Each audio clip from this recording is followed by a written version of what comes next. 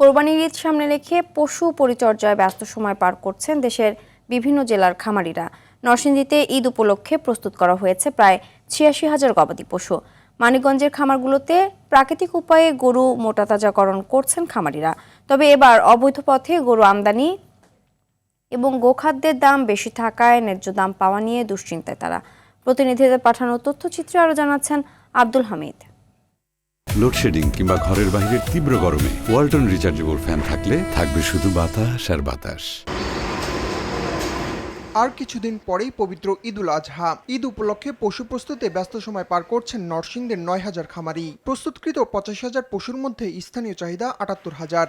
স্থায়ী অস্থায়ী মিলিয়ে ৪৮টি হাটে বিক্রি হবে এসব পশু। খামারিরা বলছেন প্রাকৃতিক উপায়ে পশু মোটাতাজা করা হয়েছে, তবে গোখাদ্যের মূল্য বৃদ্ধিতে বেড়েছে পশুপালনের খরচ। ভুট্টার ফাইকি কুড়া বুসি তিনটা মিক্স করে একসাথে করে গরু খাওয়াই।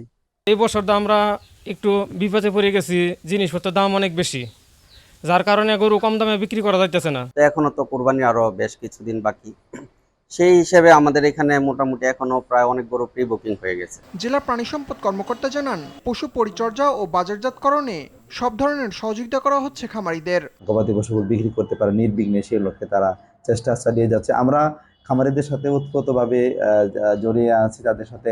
এদিকে ঈদ ঘিরে শেষ মুহূর্তের প্রস্তুতি সারছেন মানিকগঞ্জের খামারিরা। এবছর জেলার ১০,৮১১টি খামারে প্রায় ১ লাখ গবাদি পশু প্রস্তুত করা হয়েছে।